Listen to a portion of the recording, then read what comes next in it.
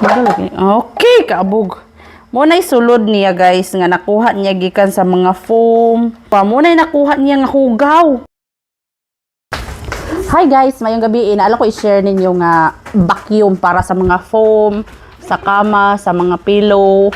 Nindot kaya siya guys kay kani magud siya nga foam is diri ni siya sa gawas permente. So kung naay mga bata diri gina sakay-sakayan din siya. Luoy nagikinignaw gusbat na kay niya. Karon ato siyang i-try kay perti man din niyang abuga. Nara ang akong vacuum nga na order sa online. So nice kay siya niya. Easy ra kay siya gamito. Na siya on diri oh. On. I-on ra niya mo.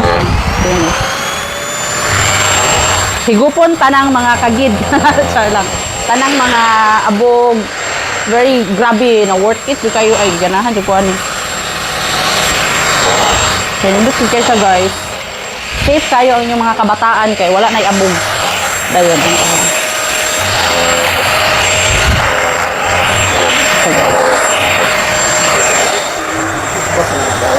Nagusbat na gani guys. Okay, sakay-sakayag ay ni Mike guys.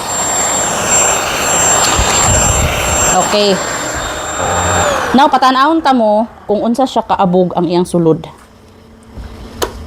Mao po siya pagtanggal. Pagtanggal is i-push lang ni o kaning mura siya circle. Then matanggalan ni siya. Then ang iyang sulod ara siya guys oh.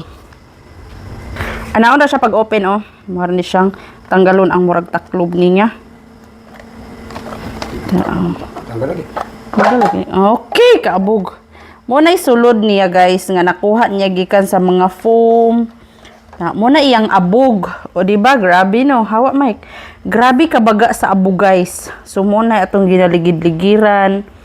Super tigid yang hugawa oh. Muna nakuha sa akong vacuum. Munang worth it kaayo siya.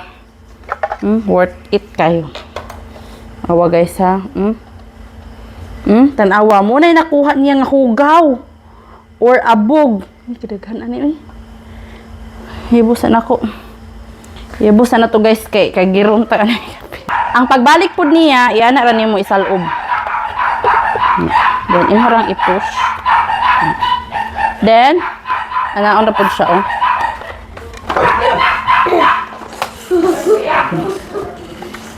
Muna yang on.